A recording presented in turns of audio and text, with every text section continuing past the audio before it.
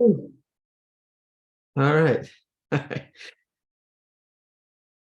Any questions? Sorry for little pauses. My daughter is calling from they have to fill out the forms. I'm like trying to answer her. So I'm sorry about that. It's being a father here. So anyway, any questions?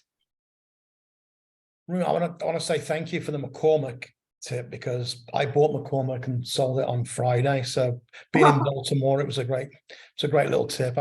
I made some lunch money and dinner money as well. Oh, thank you, Martin. It's good to be, familiar with it too. So you're the one who told I didn't know what it was, so I just followed the the seasonality pattern. But thank you. Good. That's nice to hear. All right. Any other comments or questions? I mean, after you were speaking, oh, sorry, go ahead. Martin? Yeah. Well, Okay. okay, well, just come through. Are you talking with someone else, right, Ramin? Yeah, Martin's Okay. The question I had was, I was looking at, I was in Vietnam when we initially talked about it, and it went up, and then I sold it sort of at the top, and I've been monitoring it ever since. Now that you're mentioning it again today, I went and looked at it, and it's sort of forming a bottom, but the volume has increased a lot the last couple of weeks. How would you interpret that, the fact that you have a base and dramatically increased volume? Yes, so I think there's a couple of things.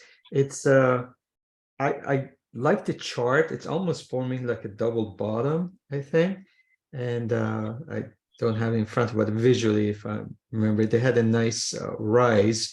Not the candles were not that big of a candle, so they're like slowly, which I like actually.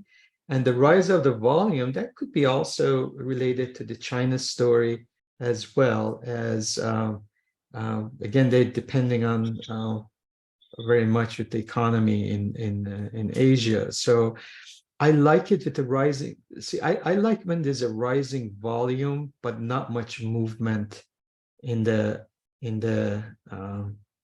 as far as the candles go. Generally, that means accumulation. Because remember, most of these emerging markets, especially smaller emerging markets, they all work on the flow of funds.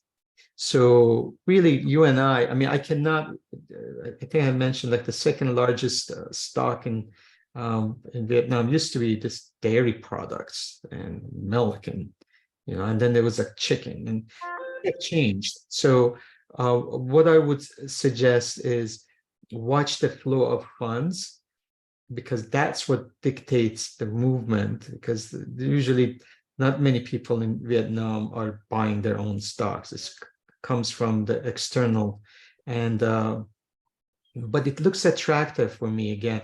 I'm with you, Jean-Claude. I did buy it in April or March of 2020, and then I got out. I got a little bit left, and then I will gradually get in again. So this is more of a the biggest problem was, as you know, in January, of course, the new president, they had the corruption story coming out. So obviously as soon as that happens, there's distribution, the funds want to get out, and perhaps there's that stability coming back. So gradually, maybe they're coming in. I think this is an attractive time to accumulate. It is more of a, although I like it for like next 10 years, I've mentioned it, but it has become more of a trading vehicle in a sense, because I think it went up 80 or 90% from the initial purchase that I had. And then, I have my rules, so I got out. But yeah. I think this is attractive time. Of course, we are at the mercy of inflation. Remember, Dong, their currency is very much a victim of inflation. So they do devalue it actively. So that obviously doesn't help the inflation when they do that. So, but it has gotten much bigger. You know, I've followed Vietnam for, God, 8 years, 9 years. I've been investing in and out. But it has become more stable in the eyes of investors. They are probably one of the largest frontier markets, so they're pretty established now. So it is nice to see that. So they're not moving as rapidly, you know, being very volatile as they used to, and they're more liquid. So, but I do like it at this time. I would, you know, start accumulating. I wouldn't put all, but I would gradually go in. So I think it's more of an accumulation sign with the volume right now. Yeah, just you can, like, if you see the chart, yeah, on the weekly, it's like definitely dramatically more volume the last since November. I haven't even looked. I think that might be a good idea. Take a look at. I haven't looked at it. Maybe see if there's any squeeze going on and where they stand from the LRC on a weekly basis. So that's a food for thought. I haven't looked at it. But, might be interesting.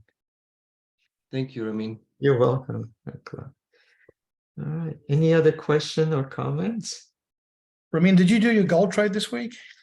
I did very small. I didn't like it. I hit one on because remember we were at the crucial, that 2000, number one. The second thing is I like it when there is a major you know, economic report coming up. I've had very good success when there is, so I get more aggressive. This week we really had nothing. I mean, the PCE came, but it was not that big of as far as that the market looks at. So I did play. I won one. I lost four. So it was like a few $100s, I think. And next week you have to remember all your options will be expiring on Thursday. So there's no Friday options. So just a food for thought too. So that kind of negates the play. So again, there was a couple of things I just, but I do play it every week. So, but there was nothing to share with you because there was not much move. It moved nicely on Thursday. It moved a lot on Wednesday. I know. Wednesday, and then it would have been good to buy it on Wednesday and sell it on Thursday. Yeah. But, yeah, Thursday I waited and waited. So about 12 o'clock, the options were attractive, and then hit my first target. And then Friday was, you know, gold was down like $11, so didn't do me any good. So, but yeah. Yeah, again, I like to wait till more aggressive if there's some kind of a economic news. So. All right. Any other observation? We are gonna have, if you have children, we're gonna have, I'm working on a special presentation on Wednesday. And if you don't mind, we will do it at 1 o'clock. So I'm working on it's gonna be a soccer team and trading kind of and then, as I said, I will send out, I think Tuesday I will have confirmation, so I don't want to say anything yet, that it's all good to go. So on Tuesday I will send out the invitation, and Henry, if like Andrew or Nicholas would like to join us, they're more than welcome, because I think we'll be their cup of tea. So I will keep you posted. So spring break, so that's right. That's what I was thinking. That's why I made it at 1 o'clock. I said that would be good for, you know, our youngsters to join, and it's early enough, and it's coming from Europe, so I had to make sure it cannot be too late. So I thought we'll do it at 1 o'clock. So okay. All right. Anyway, okay. If there's no other comments or question, I appreciate your being part of this. I hope you all have a wonderful weekend.